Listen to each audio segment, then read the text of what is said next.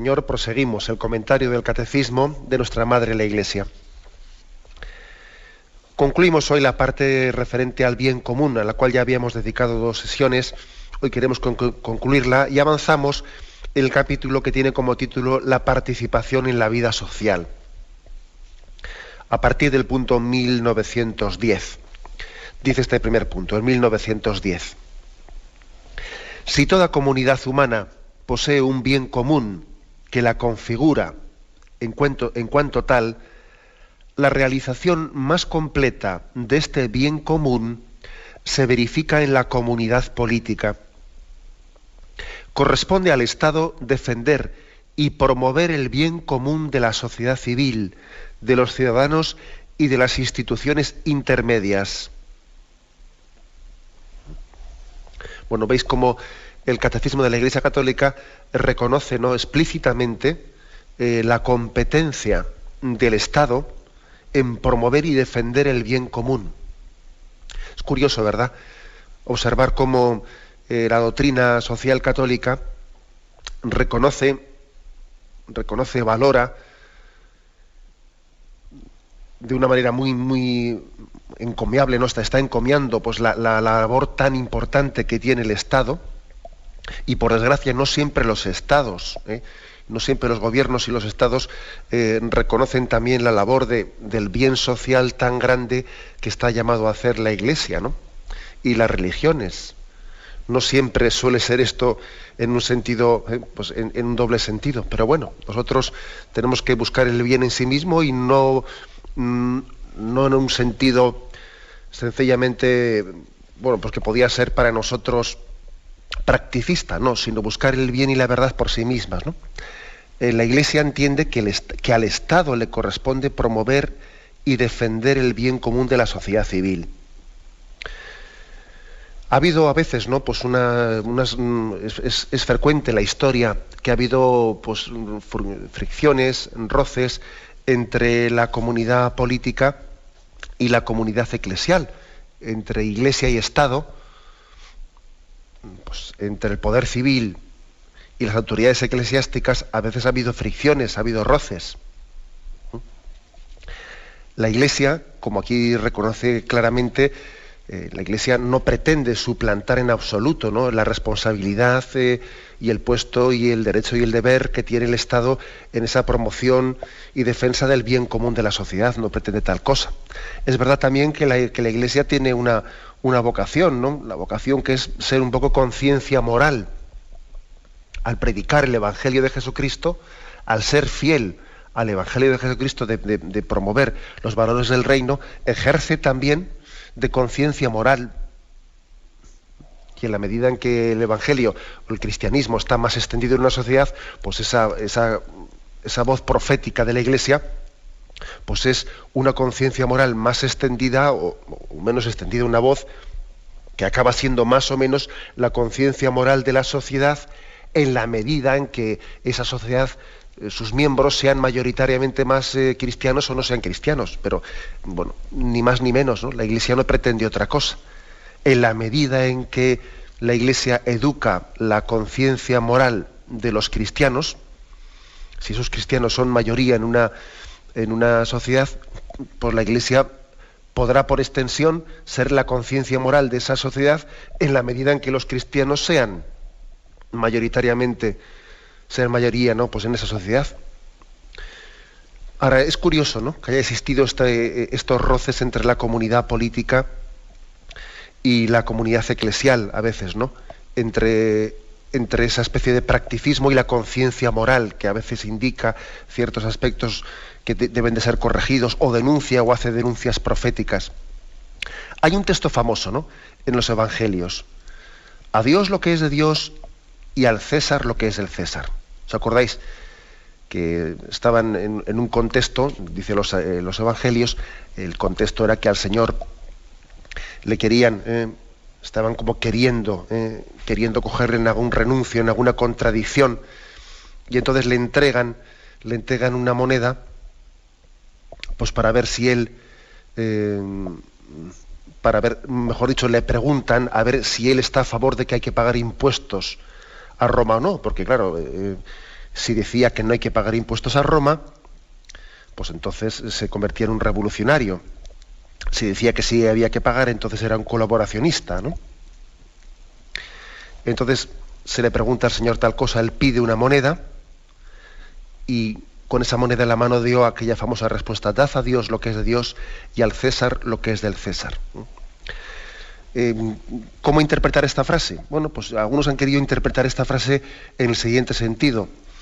Independencia absoluta, ¿no? No tiene nada que ver el orden político y el orden moral y el orden religioso. A Dios lo que es de Dios y al César lo que es del César, ¿no? No mezclemos para nada religión con política. Son dos cosas totalmente distintas que no tienen ni por qué tener ninguna relación en absoluto uno con otro. Independencia absoluta. Es decir, sería interpretar a Dios lo que es de Dios y al César lo que es del César como que no te metas en lo que no te corresponde. Posiblemente esa no es la interpretación correcta de esa frase. Porque por supuesto que hay una autonomía muy clara entre el orden político y el orden religioso, por supuesto. Y por supuesto que ni el orden político debe de inmiscuirse indebidamente, ¿no? Pues en las cuestiones eclesiales, ni tampoco la Iglesia debe de inmiscuirse indebidamente en las cuestiones estrictamente políticas, ¿no? Pero no es cierto que debe de haber entre ambos una incomunicación, no es cierto. La prueba es que también el Estado, las autoridades, tienen el deber de preservar el derecho a la libertad religiosa, tienen el deber de preservar el derecho que tienen los cristianos a poder expresar su libertad religiosa, de educar a sus hijos cristianamente, etcétera, etcétera. Y también, lógicamente, los cristianos o la Iglesia tiene el derecho y el deber, incluso el deber moral también, de ser capaz de expresar y de iluminar también con su opinión y con sus criterios libremente expresados, ¿no? Aquello que entiende que es conforme a la dignidad humana o que es contrario a ella, ¿no?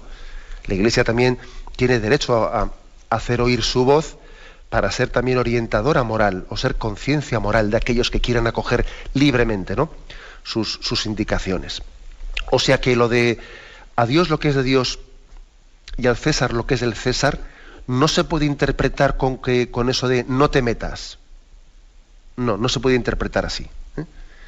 Se tiene que interpretar como una justa autonomía, cada uno en su sitio y Dios en el de todos, como podríamos decir de otra manera, cada uno en su sitio y Dios en el de todos. Además, digamos que históricamente esta frase, a Dios lo que es de Dios y al César lo que es del César, el Señor la pronunció no precisamente para decir eso de no te metas en ese terreno, sino no me comprometas, no pretendas comprometerme, no pretendas pillarme. Ese fue el contexto en el que el Señor pronunció la frase a Dios lo que es de Dios y al César lo que es del César. No pretendas tenderme una trampa. No pretendas comprometerme, porque yo cuando estoy anunciando el reino de Dios, estoy hablando desde el Evangelio y estoy hablando desde mi libertad evangélica y desde esos criterios del reino de Dios. Ahora no pretendas comprometerme, no pretendas que esas palabras que he dicho las lleves tú a tu terreno e intentes interpretar otra cosa. Ese sería porque curiosamente de esta frase, de a Dios lo que es de Dios y al César lo que es del César, con el paso del tiempo hemos ido interpretando más esa frase en el sentido de no te metas, no mezclar para nada, ¿no? Religión y política, pero se ha ido perdiendo el sentido originario en el que Jesús pronunció esa palabra, ¿no? Que fue el de no me comprometas. No pretendas comprometer lo que yo he dicho arrastrándolo a otro terreno. Bien, el caso es que la afirmación, ¿no? La afirmación, por tanto, la principal, ¿no? de esta frase, de este punto, del 1910. Sencillamente, que la Iglesia nos habla de que dentro de esa vocación que tenemos todos al bien común, dice, si toda comunidad humana posee un bien común, pues bueno, pues la máxima realización de ese bien común está en la comunidad política. Por lo tanto, la Iglesia reconoce en el Estado que tiene una máxima responsabilidad, y la máxima tarea que tiene el Estado sencillamente es la de la promoción del bien común de la sociedad. Algo tan grande, pues, y tan lleno, ¿no?, y tan cargado de responsabilidades. Seguimos al punto siguiente, el 1911. Las interdependencias humanas se intensifican, se extienden poco a poco a toda la tierra. La unidad de la familia humana, que agrupa a seres que poseen una misma dignidad natural, implica un bien común universal. Este requiere una organización de la comunidad de las naciones capaz de proveer a las diferentes necesidades de los hombres, tanto en los campos de la vida social, a los que pertenece la alimentación, la salud, la educación, como en pocas situaciones particulares que pueden surgir en algunas partes, como son socorrer en los sufrimientos a los refugiados dispersos por todo el mundo, o ayudar a los emigrantes y a sus familias. Vamos a ver qué aportación hace el punto 1911. Bueno, pues que cuando hablamos del bien común, ¿no?, o de la obligación de organizar el bien común de nuestra sociedad, no podemos referirnos a nuestra sociedad, pues nuestra comunidad política restringida. La comunidad política restringida. La Iglesia llama la atención en este punto de que existe una interdependencia humana tan grande, o sea, esto de la globalización, pues aunque aquí no utiliza esta palabra, pero vamos, este mundo tan globalizado hace que este sentido de responsabilidad social que tiene uno no se limita a mi municipio, a mi comunidad autónoma, a mi nación, a mi estado, no, sino que en el fondo hay un sentido de corresponsabilidad muy grande en toda la comunidad mundial. Pues porque es así. De hecho, nuestro bienestar social, nuestro bienestar económico, está construido pues no únicamente en base a lo que pues en nuestro entorno social pues a la productividad de nuestro entorno social. Resulta que tenemos unas materias primas que han venido de no sé dónde, y entonces el bienestar económico de Occidente pues en gran parte no se ha construido en base a unas materias primas de unos determinados lugares que han sido muy económicas, y en base a las cuales, etcétera, etcétera, etcétera. Es decir, nuestro bienestar se ha edificado sobre el trabajo, y a veces sobre la pobreza y sobre la miseria de otras naciones o de otros pueblos. Y aquí que, por lo tanto, la Iglesia pone, no es que no reconozca, la Iglesia reconoce pues el derecho a organizar, a constituir naciones, etcétera, por supuesto, ¿no? Y así también lo respeta, y vemos también cómo la Iglesia pues en sus protocolos establece relaciones diplomáticas con los estados. Ya veis cómo también en la Santa Sede mantiene, creo que ahora mismo son 174 naciones del mundo las que mantienen, con las que la Santa Sede mantiene relaciones diplomáticas. Pero sin que nosotros pensemos, ¿no?, que las naciones son de derecho divino. Esas cosas no son de derecho divino. Al fin y al cabo, somos los hombres los que hemos trazado esas fronteras. Somos los hombres los que hemos trazado esas fronteras, y bueno, y podrían modificarse, ¿no? Pues claro que podrían modificarse, y de hecho se han modificado, y no pasa nada, ¿no? O sea, es decir, no llamemos de derecho divino a lo que al fin y al cabo es la historia, ¿no? Bueno, pero la historia y la providencia de Dios también en la historia es la que lo ha ido permitiendo, ¿no? O sea, ni relativizarlo, pero ni tampoco hacer un dogma, un absoluto de ello, ¿no? Aquí lo que viene a decir es, ojo, mi deber con el bien común no se limita únicamente a mi comunidad política, ¿no? Y lo que ocurra fuera de estas fronteras ya no es asunto mío. No, primero porque es una cuestión básica, que hay una interdependencia humana muy grande entre toda la sociedad en el mundo actual. Igual en la Edad Media no era así, pero actualmente desde luego sí que es así. O sea, mi riqueza y mi pobreza está muy condicionada, ¿no?, por la riqueza o la pobreza de otras personas. Y luego además, porque, lógicamente, pues por un argumento más teológico, ¿no? Más teológico, que es que esa persona es hermano mío y es hijo del mismo padre, ¿m? Y tiene un mismo destino común conmigo, tiene un mismo origen y tiene un mismo destino común. Luego, este argumento también teológico, pues hombre, al final es determinante, ¿no? Pero bueno, aquí entramos en unas materias que son las de la cooperación internacional, etcétera. ¿Hasta qué punto, pues un Estado, una sociedad, ¿no? podría pensar en plan satisfactorio en que está buscando el bien común, si resulta que no se ha tomado en serio los planes de desarrollo de las zonas más pobres, ¿no? de la tierra, si no ha tomado un tanto por ciento serio de sus presupuestos, ¿no? dirigido pues a la cooperación internacional, etcétera, ¿no? Pues es que sin duda alguna estamos hablando de un bien común totalmente cojo, ¿no? Un bien común que es ficticio, ¿no? Se ha hablado mucho, ¿no? del 0,7%, famoso eso de Producto Interior Bruto, etcétera, pero verdaderamente incluso podríamos decir no es en realidad ese mismo 0,7% incumplido, por cierto, ¿no? Incumplido por la gran mayoría de las naciones, ¿no? Comenzando por la nuestra, incumplido, ¿no? Pero ni todo el 0,7%, ¿no? del destino de nuestros bienes, ¿no? Teniendo en cuenta el tremendo despilfarro, ¿no? que vivimos en este mundo, ¿no? En este primer mundo, el tremendo despilfarro, ¿no? En medio del cual estamos inmersos, ¿no? No es verdaderamente una auténtica tacañería, ¿no? Y no clama, ¿no?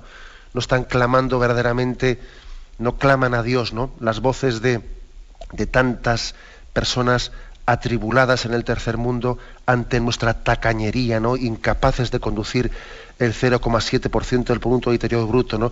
hacia los países subdesarrollados. Es un pecado, ¿no? Un pecado colectivo del que nos estamos haciendo cómplices y que es tremendo, ¿no? Que estemos arrastrando. Por eso este punto 1911 del Catecismo lo habla claramente. Existe una interdependencia humana que nos hace corresponsables de todo lo que ocurre y del bien común también y del bien común de otras comunidades, ¿no? Tenemos corresponsabilidad con ello. No vale decir, no podemos escudarnos en ¿acaso soy yo el guardián de mi hermano? Esa famosa frase, ¿no? de Caín. Pues claro que soy yo el guardián de mi hermano, ¿eh? Y Dios por eso me ha hecho también compartir, ¿no? ese común destino con él. Tenemos un momento de reflexión y continuaremos enseguida. Continuamos y concluimos este apartado del bien común con último punto en 1912. El 1912 dice así: el bien común está siempre orientado hacia el progreso de las personas. Y aquí cita de la Gaudium et Spes, capítulo 26.3. El orden social y su progreso deben subordinarse al bien de las personas y no al contrario. Este orden tiene por base la verdad, se edifica en la justicia, es vivificado por el amor. Bueno, es curioso esta expresión, ¿no? El orden social y su progreso deben subordinarse al bien de las personas y no al contrario. Y no el bien de las personas al progreso, ¿eh? Curioso esto, ¿eh?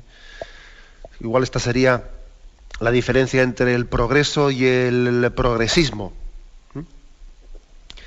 El progreso, por hacer una diferencia de conceptos, ¿no?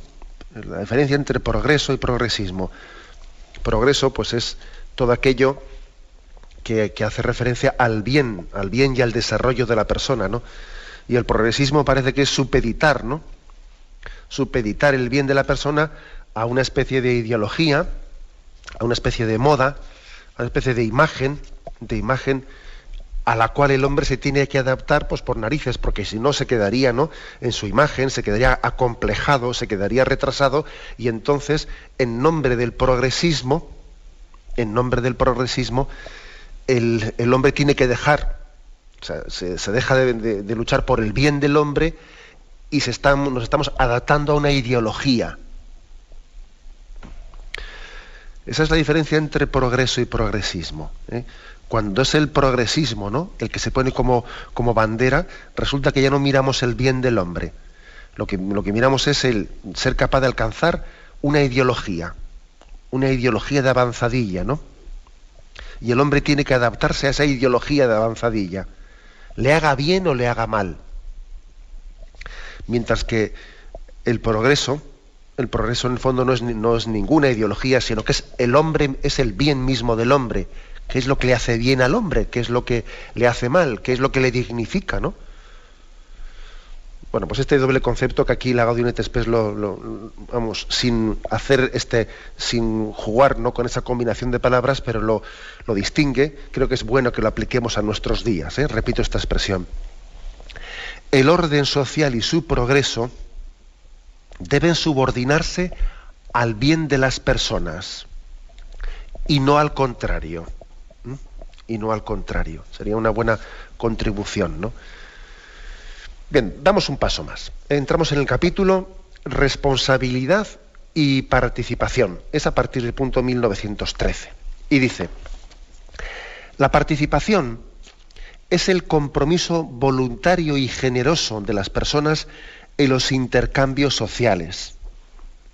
Es necesario que todos participen, cada uno según el lugar que ocupa y el papel que desempeña, en promover el bien común.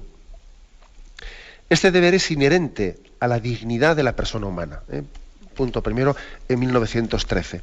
Sencillamente, un punto básico. Aquí estamos poniendo, como veis, los pilares. Estamos en una parte del catecismo en la que se está poniendo los pilares de la moral social de la Iglesia, ¿no? Primera afirmación, pues que todos tenemos, o sea, la comunidad social se construye sencillamente con un compromiso voluntario y generoso en la participación. Es verdad que en nosotros, fruto del pecado y fruto del egoísmo personal, existe popularmente lo que se dice una tendencia al escaqueo. Vamos a ser claros, ¿no? Al escaqueo, a no arrimar el hombro, a que las cosas ya las hagan otros y no sean dadas ya hechas, ¿no? Y bueno, frente a esa tendencia nuestra, ¿no?, que ciertamente existe, y que además, por otra parte, yo creo que nosotros, fruto un poco del pecado, existen dos tendencias peligrosas. Una es la que digo, la tendencia al escaqueo, que me lo den todo hecho. Y otra es la tendencia a ser yo el que lo controle todo. No digo el que trabaje, el que lo haga todo, sino el que tenga el poder. El que tenga el poder. Bueno, pues frente a esa doble tendencia, que es anticomunitaria, la primera y la segunda, las dos, ¿no? Frente a la tendencia a que me lo den todo hecho y a ser yo el que lo controle todo, pues aquí sencillamente lo que esta doctrina social de la Iglesia nos recuerda es, primero, la obligación de participación, de poner nuestros talentos al servicio de la comunidad, y segundo, pues también la vocación a la corresponsabilidad, a no ser yo el que tengo que controlarlo todo, sino darnos cuenta de que estamos en un destino común y que, por lo tanto, pues esa tendencia a ser uno mismo el que lo controle o el que controle también todos los destinos de los demás, pues es sencillamente egocéntrica. Bueno. Siguiente punto, el 1914. La participación se realiza ante todo con la dedicación a las tareas cuya responsabilidad personal se asume, por la atención prestada a la educación de su familia, por la responsabilidad en su trabajo. El hombre participa en el bien de los demás y de la sociedad. Bueno, un punto muy, muy práctico este punto, 1914, porque podría parecer que aquí, cuando la Iglesia nos dice, oye, hay que participar en el bien de la sociedad, tenemos todos un deber de corresponsabilidad, cada uno tiene que poner sus talentos al servicio de los demás, ¿no? Podría parecer como si la Iglesia nos estuviese llamando, bueno, pues a dejar abandonados nuestros quehaceres y, no sé, pues a meternos todos en el ayuntamiento, quizás, ¿no? Y no es eso, como os podéis imaginar, no es eso.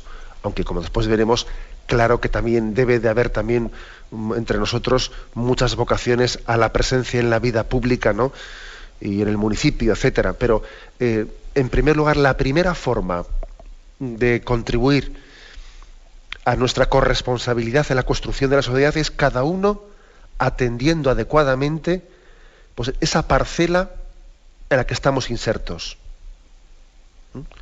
Pues eso, pues el padre de familia, siendo padre de familia, pues eso, ¿no? Entregándose con alma, corazón y vida en la educación de sus hijos, en la comunión conyugal, en el trabajo, pues en el mundo laboral, pues en el mundo de la parroquia, insertándonos cada uno allí donde hemos sido, es decir, floreciendo allí donde hemos sido plantados.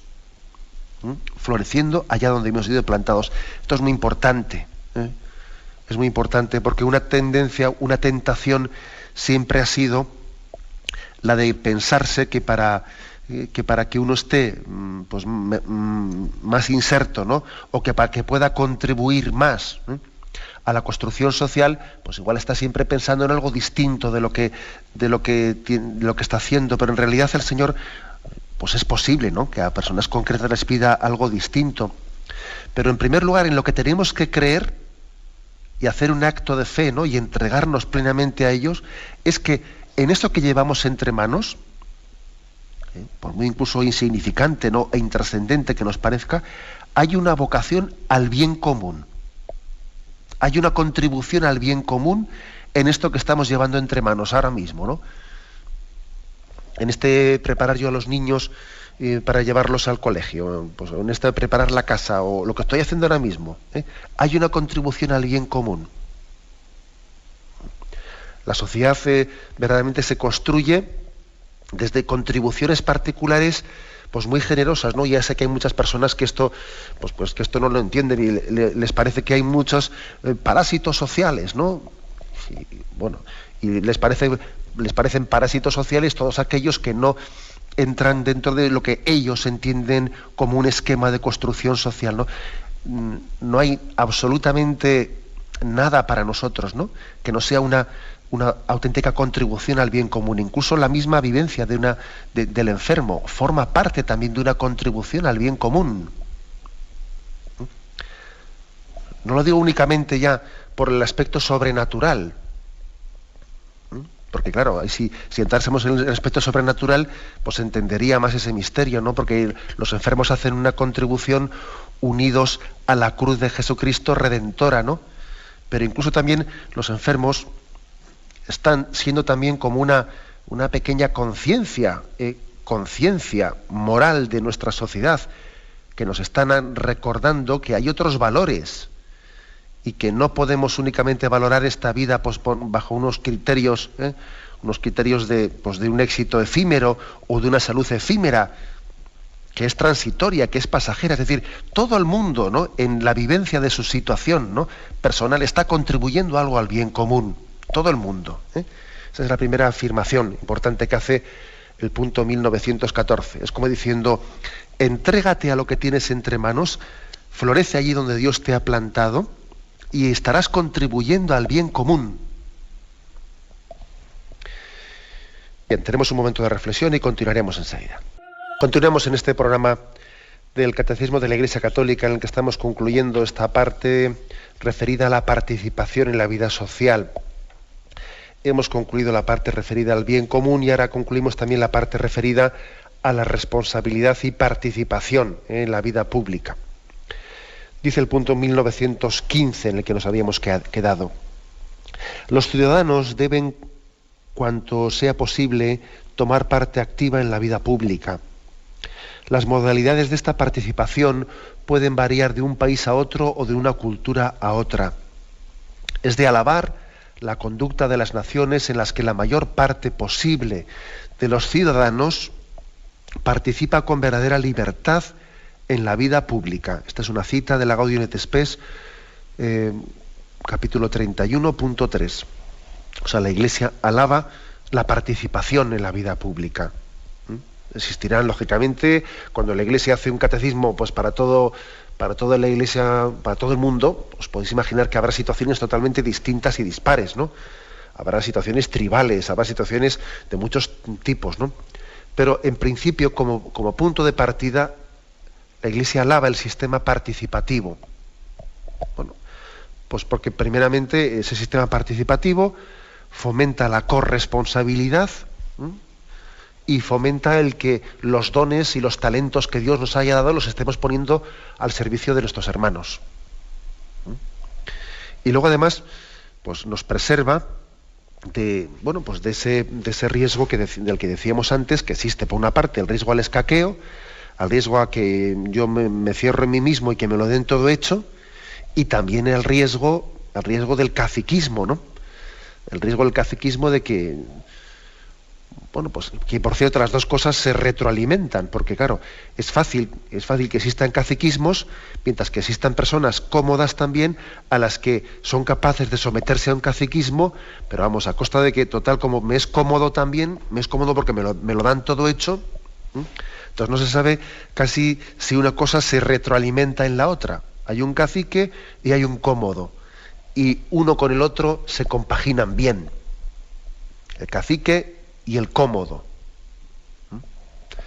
Bueno, pues frente a este doble pecado del hombre, al que pretender controlarlo todo y al pretender no comprometerse a nada, pues creo que está nuestra llamada a la corresponsabilidad, y qué es lo que aquí hace la Iglesia. Punto 1916. La participación de todos en la promoción del bien común implica, como todo deber ético, una conversión renovada sin cesar de los miembros de la sociedad. El fraude y otros subterfugios mediante los cuales algunos escapan a la obligación de la ley y a las prescripciones del deber social deben ser firmemente condenados por incompatibles con las exigencias de la justicia. Es preciso ocuparse del desarrollo de instituciones que mejoran las condiciones de la vida humana. Bueno, es curioso que aquí en este punto la Iglesia, a la hora de hablar de la participación en la vida social y de la vocación que hay que tener para la vida pública, recuerde que los que están llamados a la vida pública están llamados a la conversión. Qué curioso esto, ¿verdad? Están llamados a la conversión. Claro, pues porque es imposible vivir en ese puesto de servicio social sin una conversión real, porque en primer lugar porque los peligros son grandísimos. En primer lugar porque los peligros son grandísimos, ¿no? Porque todos somos conscientes de que a más poder, más tentación. A más poder, más tentación, ¿no? El poder ostenta la tentación. Y cuando el Señor dijo, ¿no?, qué difícil les será a los ricos entrar en el reino de los cielos.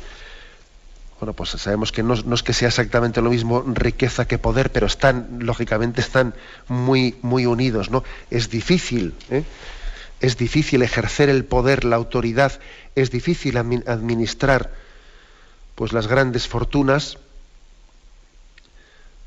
con una rectitud, con una auténtica rectitud moral. Solamente quien está convertido, quien busca la conversión, quien está en continuo camino de conversión, será capaz de realizar tal cosa sin corromperse. O sea, por lo tanto, hay una llamada a la conversión a todos aquellos que están llamados a la vida pública, de una manera muy especial. Todos estamos llamados a la conversión. He aquí una llamada apremiante de la Iglesia. Luego me hace mucha gracia el hecho de que en algunos sitios se diga, bueno, no hay que mezclar la vida privada y la vida pública. Porque claro, un político en su vida privada que haga lo que quiera, ¿no? Aquí otra cosa distinta es la vida pública. Bueno, vamos a ver, yo con todos mis respetos no creo en eso. No creo en eso. O sea, la vida moral no es una vida doble o una vida triple.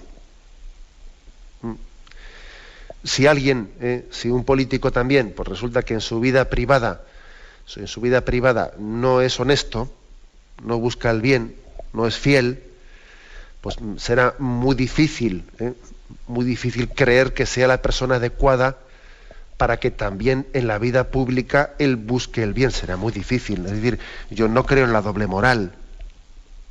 No digo que no pueda darse, bueno, pero me parece que es muy difícil que a todos nos hagan hacer un acto de fe en ella. Esta doble moral entre vida pública y vida privada, esta doble moral que por cierto, para cualquier otro cargo, pues a nadie se le permitiría, se le admitiría tal cosa, ¿no? Sin embargo, no sé por qué en la vida pública, pues parece que que está como, es progresista, ¿no? Es progresista el hacer una distinción absoluta entre vida privada y vida pública. Es cuando aquí la Iglesia llama la conversión de aquel que está llamado a ejercer su responsabilidad en la vida pública, pues es conversión en el sentido pleno de la palabra. No conversión en una parte de tu vida, no, sino en tu vida integral. En la vida integral. Eso creo que este matiz a mí me parece que es importante hacerlo, porque estamos en un momento social en el que se hacen unas distinciones entre lo público y lo privado, pues difícilmente inteligibles, ¿no? Porque nuestra vida no es doble, es una sola vida la que tenemos, ¿no? Y el último punto, en 1917, después de haber hecho esta llamada a la conversión de aquellos que están llamados a la vida pública, 1917. Corresponde a los que ejercen la autoridad reafirmar los valores que engendran confianza en los miembros del grupo y los estimulan a ponerse al servicio de sus semejantes. La participación comienza por la educación y la cultura. Podemos pensar, con razón, que la suerte futura de la humanidad está en manos de aquellos que son capaces de transmitir a las generaciones venideras razones para vivir y para esperar. Eso está tomado de la Gaudium et Spes, capítulo 31, punto número 3. Aquí habla, por lo tanto, ¿no? Pide a aquellos que han tenido esa responsabilidad de llevar adelante la vida pública, que transmitan confianza a todos aquellos, ¿no?, a los cuales están llamados a transmitir la educación, que transmitan confianza. Dice aquí, capaces de transmitir a las generaciones venideras razones para vivir y para esperar. Bueno, pues la verdad es que esto únicamente se puede hacer pues desde una concepción de la vida que se habla en la trascendencia, si nos damos cuenta, ¿no? Es decir, no únicamente, aquí estamos hablando ya pues de una organización de la vida pública que no únicamente busca un bienestar y un vivir bien y un horizonte limitado, sino que sea capaz de tener también una confianza en el hombre y tener una visión del hombre pues que supere una visión meramente egoísta de buscar su bien particular, ¿no? Y ser capaz de darnos cuenta de que el hombre está hecho pues para ser feliz, haciendo felices a los demás, ¿no? Y construir una sociedad humana que en el fondo sea una pequeña antesala de esa comunidad celeste, ¿no?, a la cual todos estamos llamados, ¿no? O sea, es decir, se trata también de que esta sociedad humana tenga una concepción optimista del hombre, que el hombre no es, pues como a veces transmitimos, ¿no?, cuando parece que no creemos en los valores espirituales, transmitimos una imagen del hombre y de la sociedad como que esto es la ley de la selva, de que esto es la ley de la selva, de que cada uno va egoístamente a lo suyo y de que aquí sencillamente todo consiste en un tira y una afloja, en una auténtica lucha fratricida de a ver quién consigue más poder y más dinero. Es verdad, cuando se niegan los valores espirituales, por desgracia transmitimos una imagen penosa, ¿no?, de una lucha fratricida entre nosotros, pues para conservar nuestros puros intereses egoístas, ¿no? Y creo que también estamos llamados a transmitir, ¿no?, una imagen de esperanza, de que el hombre cree en unos ideales espirituales, ¿no?, que miran mucho más allá de un interés egoísta de lo que podía ser sus bienes materiales, ¿no? Transmitir esperanza, eso es, podríamos decir, razones para vivir y para esperar. Es la manera en la que concluye el catecismo este punto. También los gobernantes, también aquellos que están llamados a organizar la vida pública, están llamados a transmitir una cultura, a crear una cultura que sea verdaderamente fermento de esperanza. Esperanza en que el bien del hombre, la felicidad del hombre no es una felicidad individualista, sino que es la felicidad de la comunidad, de los que tenemos a un mismo Dios por Padre. Sería esta una buena conclusión de este capítulo que hemos concluido hoy, el capítulo del Catecismo que dice participación en la vida social. Nuestro destino a ser felices es común. No podemos ser felices sino siéndolo todos en esta común vocación a la que nuestro Padre Dios nos ha llamado. Bien, concluimos este capítulo. Cambiaremos de capítulo el próximo día y el Catecismo se adentra en otro apartado, en otro artículo que tiene como título la justicia social. Será el tema para el próximo día. Bien, me despido con la bendición de Dios Todopoderoso. Padre, Hijo y Espíritu Santo descienda sobre vosotros. Alabado sea Jesucristo.